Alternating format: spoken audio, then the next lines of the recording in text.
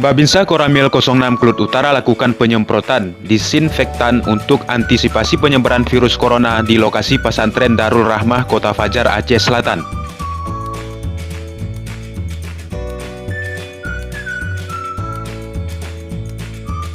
Kegiatan yang dilakukan oleh Babinsa Koramil 06 Klut Utara adalah merupakan salah satu penjagaan kepada pihak pesantren agar tidak terinfeksi oleh virus COVID-19.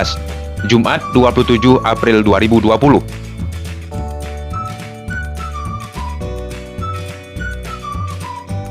Selain penyemprotan yang dilakukan di areal pondok pesantren Putra dan Putri, hal yang sama juga dilakukan di komplek perumahan para tenaga pengajar.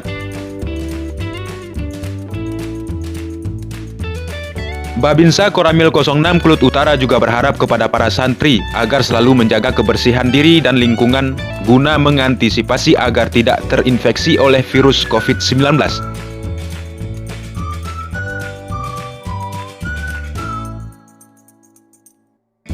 Harapan yang sama juga disampaikan kepada seluruh masyarakat, baik yang berada di sekitar maupun di seluruh desa yang berada di kecamatan, agar lebih aktif dalam menjaga diri dan lingkungan demi keselamatan bersama.